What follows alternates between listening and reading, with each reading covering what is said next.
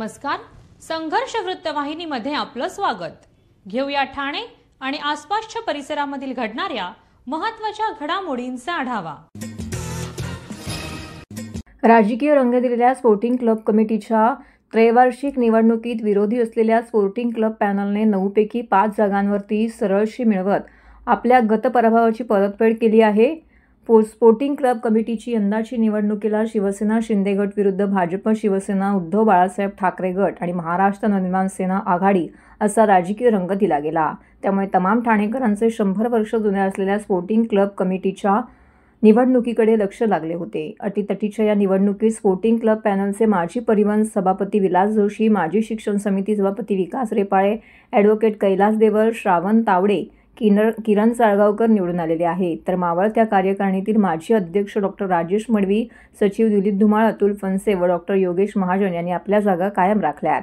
Sporting club committee ही ठाण्यातील cricket खेळातील अग्रगण्य संस्था आहे। ठाण्याच्या क्रिकेटमध्ये संस्थेचे भरीव योगदान आहे। पुढील वाटचालीत विरोधकांनाही बरोबर घेऊन ठाण्याचे क्रिकेट व सेंट्रल मैदानाच्या विकासासाठी आपण काम करणार असल्याचं स्पोर्टिंग क्लब पॅनलचे प्रमुख उमेदवार विकास रेपाळे यांनी यावेळी सांगितलं। काल आमच्या स्पोर्टिंग क्लब कमिटीचा निवडणूक पार पडली।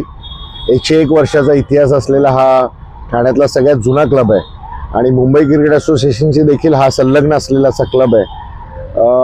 आदरणीय विलास जोशी काका, ॲडव्होकेट कैलास देवल, किरण साळगावकर, भाई तावडे, मनोज यादव, प्रफुल्ल वैद्य, सतीश नाचणे, जितेंद्र मेहता असे आम्ही टोटल 9 जण स्पोर्टिंग क्लब पॅनलच्या नावाखाली ही निवडणूक लढवली। आमच्या काही लोकांचा अगदी निसटता पराभव, एका मताने आमचे एक उमेदवार पडलेत। आमचे 5 उमेदवार हे या ठिकाणी निवडून आले।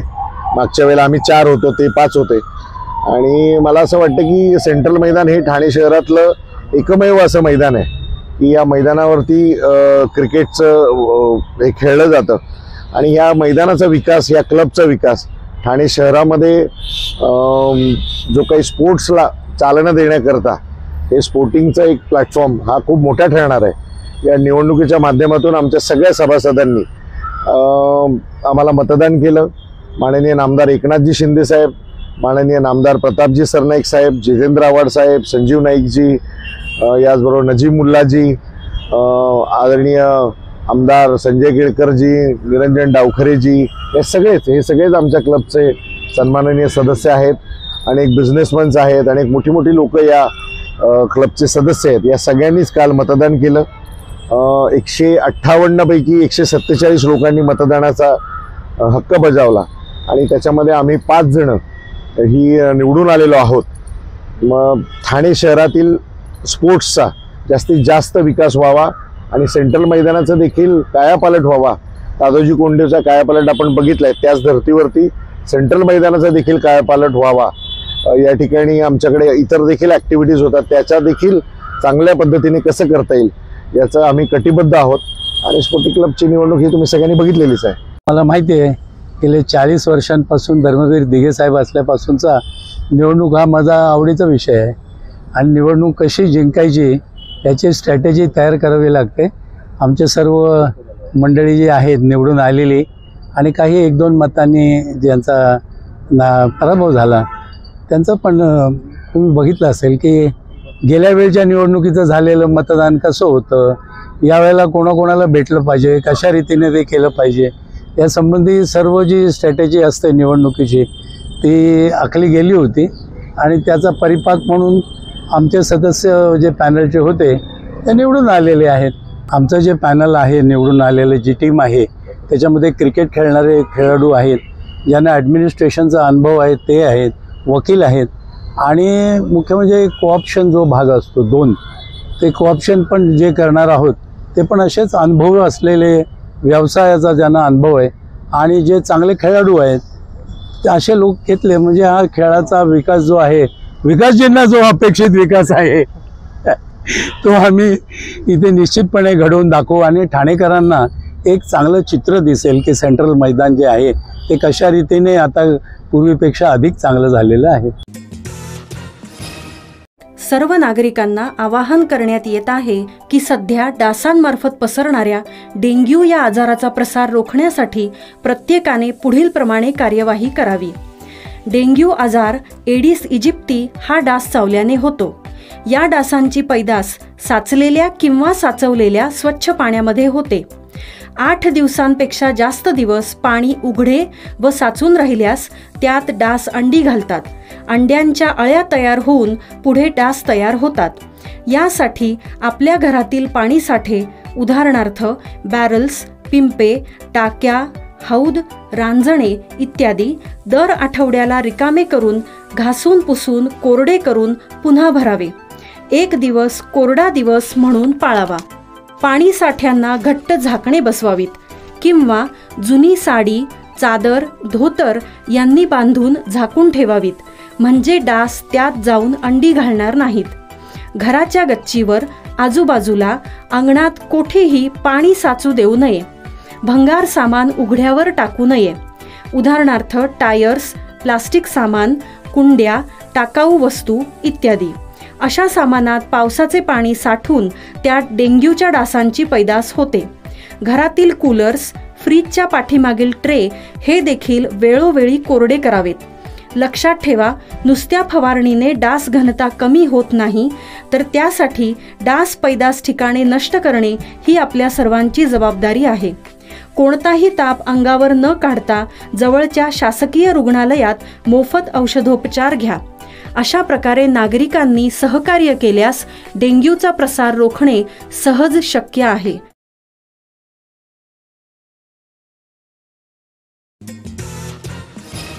भाजप ठाणे शहर जिल्हा उपाध्यक्ष अनुराधा रोडे यांच्या वतीने माजीवाडा येथील नार्वेकर कलाकार दाम्पत्याला नवीन स्प्रे पेंटिंग मशीनचं वितरण करण्यात आलं आहे. अलीकडेच अतिवृष्टीमुळे ठाणे शहरात माजीवाडा येथील नार्वेकर कलाकार दाम्पत्याच्या कारखान्यात पाणी शिरून गणपती व देवीच्या मूर्तींचं मोठं नुकसान झालं होतं, तर जुन्या मशीनमध्ये बिघाड होऊन त्यांच्या उपजीविकेवरती संकट आलं होतं. या पार्श्वभूमीवरती भारताचे लोकप्रिय पंतप्रधान आदरणीय नरेंद्र मोदी यांच्या वाढदिवसानिमित्त आयोजित सेवा पंधरवड्याच्या उपक्रमांतर्गत भाजप ठाणे जिल्हा उपाध्यक्ष अनुराधा रोडे यांच्याकडून मूर्तिकार सचिन नार्वेकर, समृद्धी नार्वेकर या दाम्पत्याला नवीन स्प्रे पेंटिंग मशीनचं वितरण करण्यात आलेलं आहे. या उपक्रमाचा उद्घाटन सोहळा उत्साहात पार पडला. नवरात्रीच्या उत्सवाच्या तोंडावर मिळालेल्या या मदतीमुळे नार्वेकर कलाकार दाम्पत्याला दिलासा मिळाला असून हा प्रयत्न समाजहितासाठी उपयुक्त व प्रेरणादायी ठरेल अशी अपेक्षा व्यक्त करण्यात आली आहे. यावेळी मूर्तिकार सचिन नार्वेकर, समृद्धी नार्वेकर यांनी या मदतीबद्दल भारतीय जनता पक्षाचे आमदार निरंजन डावखरे, जिल्हा उपाध्यक्ष अनुराधा रोडे सहकाऱ्यांचे आभार मानले. यावेळी प्रमुख अतिथी म्हणून आमदार निरंजन डावखरे, भाजप जिल्हा उपाध्यक्ष अनुराधा रोडे यांच्यासह निखिल अशोक पोहेकर, अजित सांगळे, नाना गंजारे, पीटर डी सोझा, भारतीय जनता पक्षाचे पदाधिकारी, कार्यकर्ते यावेळी उपस्थित होते. नार्वेकर कुटुंबियांनी या इकडे ज्यावेळेस गणपती मूर्त्या बनवण्याचा जो एक काम सुरू केलं होतं, आपल्याला सगळ्यांना कल्पना आहे की अतिवृष्टीमध्ये त्या तिकडे पाणी भरल्यामुळे त्यांचं बरंचसं नुकसान त्या तिकडे झालं होतं. आणि मी आमच्या रोडेताईंचं मनापासून आभार व्यक्त करेन की त्यांनी पुढे येऊन त्यांना ही मशीन मूर्ती बनवण्याच्या दृष्टिकोनाने उपलब्ध करून दिली. निश्चितपणे एका अर्थाने जे सेवा पंधरवड्याचा मूळ गाभा आहे की सर्वसामान्यांचं आणि लोकहिताची कामं आपण केली पाहिजेत, त्या दृष्टिकोनाने एक अतिशय स्तुत्य उपक्रम त्यांनी घेतला. त्यांचे मनापासून मी अभिनंदन करतो. गेल्या 1 महिन्यापूर्वी जेव्हा गणपतीचा पिरियड चालू होता तेव्हा पूर्ण ठाण्यामध्ये खूप पाऊस पडला होता आणि या पूर्ण भागामध्ये जवळपास 1-2-3 फूट पाणी भरलं होतं आणि ही जी जागा आहे ही पूर्ण पाण्याने भरून गेली होती आणि मूर्त्या सगळ्या भिजून गेल्या होत्या. त्यावेळेला त्यांना कळत नव्हतं की नक्की काय करावं, ह्याचा इन्शुरन्स सुद्धा करता येत नव्हता. मग त्यांनी TMCला ह्याच्याकडून कॉन्टॅक्ट केला पण कुठूनही काही मदत मिळाली नाही. मग 15 दिवसापूर्वी ताई माझ्याकडे आल्या आणि मला म्हणाल्या की ताई बाकी सगळं नुकसान तर भरून काढता येणार नाही, पण माझी कॉम्प्रेसरची मशीन खराब झालेली आणि नवरात्र जवळ आलेली आहे, सगळ्या मूर्त्या बनवायच्या आहेत, तर आम्हाला काही मदत होत असेल तर बघा. मी विचार केला की बाकी गोष्टी आपण ह्या नको, बाकीच्या गोष्टींमध्ये खर्च करतो, त्यापेक्षा ताईंना जर ह्या कामामध्ये मदत झाली तर पुढचं नवरात्र त्यांचं खूप चांगलं होईल. आणि त्याच निमित्ताने मोदीजींचा वाढदिवस आता ह्या आठवड्यात साजरा करतोय आपण 75वा आणि सेवा सप्ताह. तर मला असं वाटलं की ह्याच्यापेक्षा मोठी सेवा नाही आहे की ज्याच्यामध्ये ह्या सगळ्या एरियातल्या आपल्या मूर्त्या घडतील आणि लोकांना त्याचं हे होऊन जाईल. तर मी अमित भावसार, राहायला माजीवाडामध्ये लोढा कॉम्प्लेक्समध्ये. तर इकडे पावसाळ्यात यंदाच्या पावसाळ्यात खूप पाणी साचलेलं, जवळजवळ गुडघ्या एवढं पाणी साचलेलं, त्यामुळे भरपूर नुकसान झालं इकडच्या रहिवाशांचं पण, आणि इकडे जे आपले छोटे मोठे जे कार्यक्रम राबवतात, बिझनेस करतात त्यांचं पण त्या सगळ्या गोष्टींमधून पण अनुराधाताई जे प्रत्येक वेळेस गरिबांच्या मदतीला, आमच्या कॉम्प्लेक्सवाल्यांच्या मदतीला, इकडे जे राहणारे लोक आहेत त्यांच्या मदतीला प्रत्येक वेळेस येत असतात. तसंच एक कार्यक्रम आज आपण अनुराधाताईंनी घडवलं की जे इकडे नुकसान झालं, जे त्यांच्या मालमत्तेचं नुकसान झालं, त्यांचे मूर्तिकारवाल्यांचं मूर्त्यांचं नुकसान झालं, ते कव्हर करण्यासाठी त्यांनी आज इकडे कॉम्प्रेसर पंप दिला. त्याबद्दल फार फार धन्यवाद आणि आभार व्यक्त करतो मी. दुसरी गोष्ट म्हणजे याच्या व्यतिरिक्त जे काही छोटे मोठे जे कार्यक्रम असतात किंवा जे गरजा असतात ते प्रत्येक वेळेस सोडवण्याचं, सॉल्व्ह करण्याचं काम अनुराधाताई करत असतात. आणि त्यासाठी आम्ही सर्व कॉम्प्लेक्सवाले आणि इकडचे सर्व रहिवासी प्रत्येक वेळेस त्यांना आभार व्यक्त करत असतो. धन्यवाद. नमस्कार, मी सचिन अनंत नार्वेकर. मी गेले 60-70 वर्षापूर्वी त्यावरतीच झाले, 91 वर्ष तरी म्हणजे झाले आमच्या कारखान्याला. तर हे कारखान्याचं हे जे परिस्थिती झालेली त्या अनुराधा ओलोडे या मॅडमनी पाहून शहानिशा करून ही मशीन वगैरे जी आम्हाला दिली आहे त्याबद्दल मॅडमचे खूप मनापासून धन्यवाद.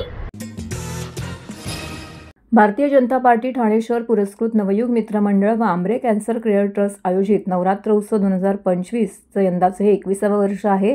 सालाबादप्रमाणे यंदाही नवयुग मित्र मंडळातर्फे आपली परंपरा जपत नवरात्र उत्सव मोठ्या उत्साहात साजरा करण्यात येतोय. नवयुग मित्र मंडळ आपल्या कार्याच्या 21व्या वर्षात पदार्पण करत असून कर्नाटक येथील मंदिराचा देखावा साकारत आहे. ठाणे महानगरपालिकेच्या प्रभाग क्रमांक 4च्या माजी नगरसेविका तथा नवयुग मित्र मंडळाच्या कार्याध्यक्ष स्नेहा रमेश आंबरे, मंडळाचे संस्थापक रमेश आंबरे, मंडळाचे सरचिटणीस आंबरे कॅन्सर केअर ट्रस्ट संस्थापक सागर आंबरे यांच्या नियोजनाखाली नेताजी सुभाषचंद्र बोस टिकुचिनीवाडी मानपाडा ठाणे येथे हा नवरात्र उत्सव अत्यंत पारंपरिक, सांस्कृतिक आणि विविध सामाजिक उपक्रम राबवून साजरा करण्यात येत आहे.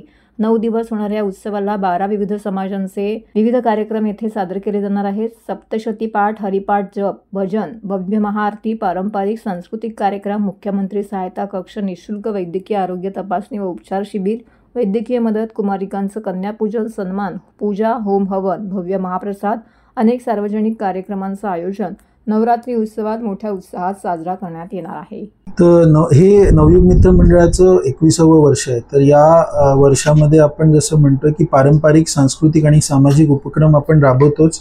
तर दरवर्षी यावर्षी आपण विशिष्ट म्हणून काय ठेवलं की सगळ्या समाजांना, म्हणजे 12 विविध समाजांचे घटक ह्याच्यामध्ये इन्व्हॉल्ड आहेत. त्याच्यात झालं मराठा समाज, वाल्मिकी समाज, धनगर समाज, तेलुगू, उत्तर भारतीय, सिंधी, अगरवाल, बंगाली, केरला, कर्नाटक, केरला समाज, गुजराती समाज आणि पंजाबी समाज. तर सर्व समाज एकत्र येऊन 12 विविध समाजाचे लोक एकत्र येऊन त्यांच्यातर्फे देवीची पूजा त्यांनी ठेवलेली आहे, भजनं ठेवलेली आहेत.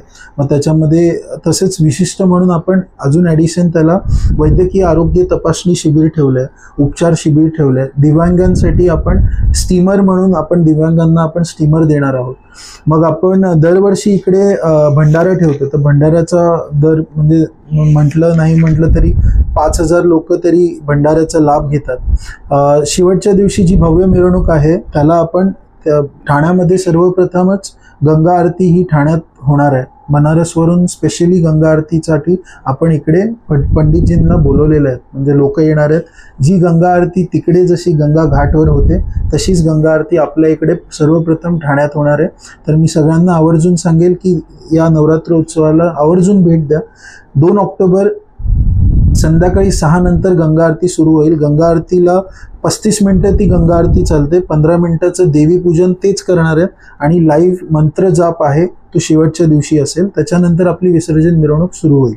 तर मी सगळ्यांना या नवरात्र उत्सवाला आवर्जून भेट द्या हेच आवाहन करेन. सालाबर्दा म्हणजे दरवर्षीप्रमाणे यावर्षीही आपल्या महाराष्ट्राचे मुख्यमंत्री श्री देवेंद्रजी फडणवीस साहेब आहेत, तसेच उपमुख्यमंत्री श्री एकनाथजी शिंदे साहेब, अजितजी पवार साहेब आणि प्रमुख उपस्थितीमध्ये अध्यक्ष महाराष्ट्र प्रदेश भाजपा रवींद्र चव्हाण साहेब झाले, मग गणेश नाईकजी साहेब झाले, वनमंत्री महाराष्ट्र राज्य, चंद्रशेखर बावनकुळे साहेब महसूल मंत्री महाराष्ट्र राज्य, तसेच पालकमंत्री नागपूर व अमरावती.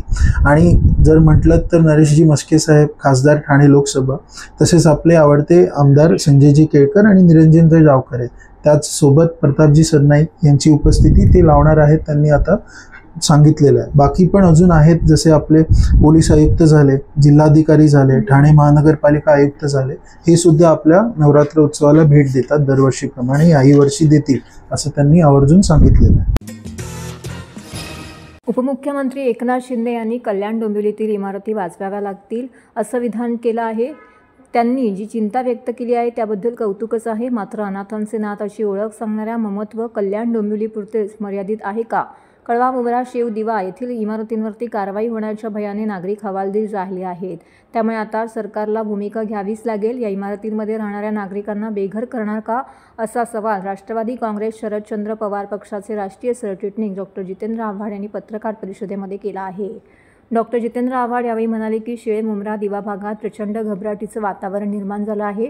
लोकांना नोटिसा देऊन घरं खाली करण्यास सांगितलं जात आहे.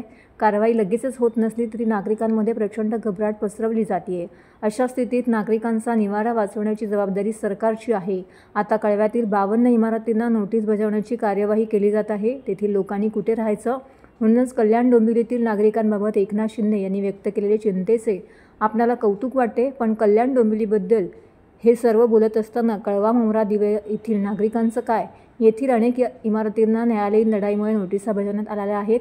या नोटिसांमुळे नागरिक आता घाबरलेले आहेत. अशातच त्यांना दिलासा देणं ही सरकारची जबाबदारी आहे. एकनाथ शिंदे यांनी जशी भूमिका कल्याण डोंबिवलीमध्ये जाहीरपणे घेतली तशीच भूमिका कळवा, मुंब्रा, दिवा येथील नागरिकांबद्दल घ्यावी.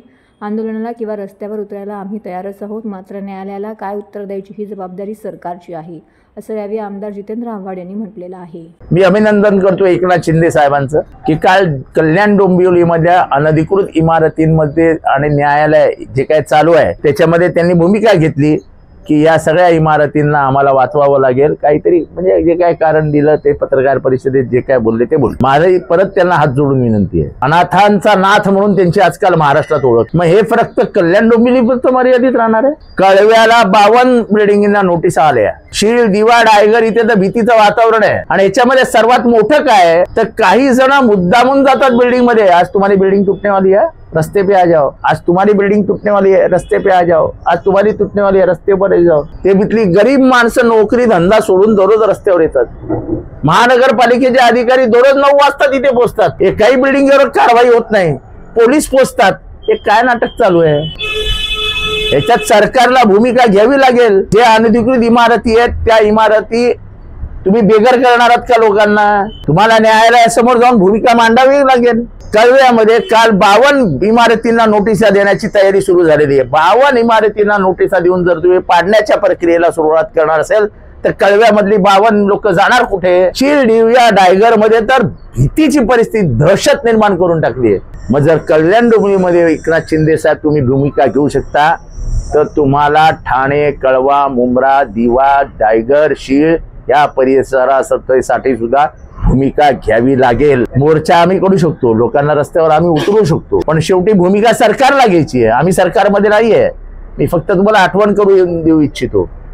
एक काळ असा आला होता जेव्हा वागळे इस्टेट पासून शीळपर्यंत सगळ्या बिल्डिंगी तोडण्याचा निर्णय झाला होता अनधिकृत. तेव्हा तुम्ही माननीय शरद पवार साहेबांची भेट, तुम्ही प्रताप सरनाईक, राजन विचारे असे तुमचे 3 आमदार आणि डोंबिवलीचे 1 आमदार असे 4 जण येऊन भेटले होते. तुम्हाला पवार साहेबांनी शब्द दिलेला की अमानुषपणाने सरकार वागणार नाही, मध्यमार्ग काढू, पण कोणाला बेघर करणार आहे.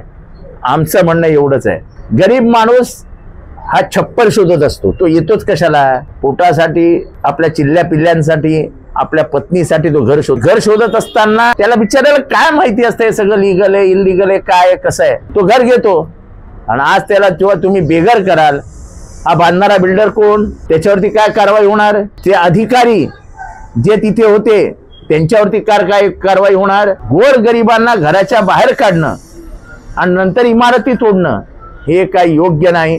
याला आमचा विरोध असेल आणि याच्यानंतर आम्ही हा विरोध अजून जोरात करू. पण आमची एकनाथ शिंदेकडनं एवढीच अपेक्षा आहे, शिंदे साहेबांकडनं, की जो न्याय कल्याण डोंबिवलीला लागला तोच न्याय तुम्हाला कळवा, मुंब्रा, शीळ, दिवा, डायगरला द्यावा लागेल. शीळ, दिवा, डायगरच्या इमारती सोडून तुम्ही त्यांच्यावर अन्याय आणि एकाला न्याय देऊ शकत नाही. संपूर्ण महाराष्ट्राचे श्रद्धास्थान आणि शिवसैनिकांच्या हृदयात अढळ स्थान असलेले धर्मवीर आनंद दिघे साहेब यांच्या विरोधात उभाटाचे खासदार संजय राऊत यांनी केलेल्या बैताल वक्तव्याचा शिवसेनेकडून तीव्र निषेध व्यक्त करण्यात आला आहे. राऊत यांच्या वक्तव्यामुळे राज्यभरातील शिवसैनिक आणि सर्वसामान्य नागरिकांमध्ये संतापाची लाट उसळली. वागळे इस्टेट भागातील इंदिरानगर नाका येथे अनेक शिवसैनिकांनी मोठ्या संख्येने एकत्र येत आक्रमक आंदोलन केले आहे. या आंदोलनादरम्यान शिवसैनिकांनी संजय राऊत यांच्या प्रतिमेला जोडे मारून पुतळ्याला उलट टांगून लाल मिरच्यांची धुरी देण्यात आली. आपला रोष यांनी या ठिकाणी व्यक्त केलाय. एवढंच नाही तर त्यांच्या पोस्टरचे व पुतळ्याचे दहन करून संताप व्यक्त करण्यात आला आहे. यावेळी शिवसैनिकांनी घोषणाबाजी करत राऊत यांनी तातडीने माफी मागावी अशी जोरदार मागणी करीत ठाण्यामध्ये त्यांना फिरू देणार नाही असं म्हटलंय. या घटनेमुळे संपूर्ण ठाणे शहर परिसर तणावपूर्ण वातावरणात निर्माण झालेला आहे.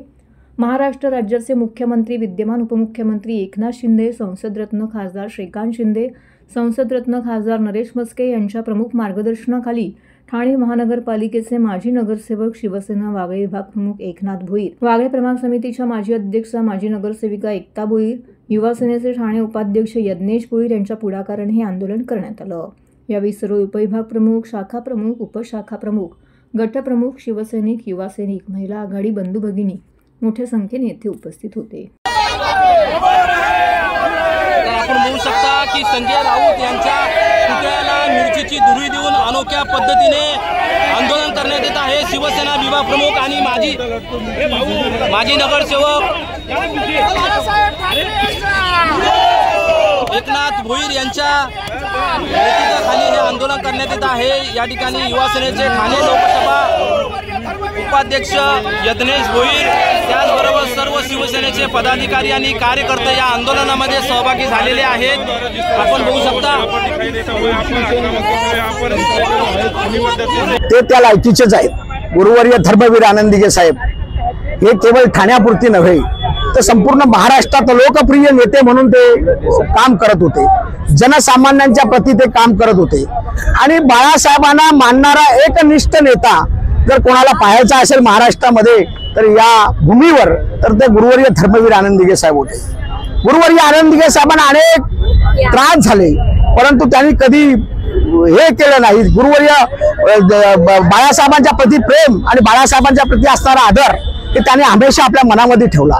हे संजय राऊत सारखे भडवे जे गाढव आहेत त्यांना गाढवापेक्षाही खालची उपमा द्यायला पाहिजे.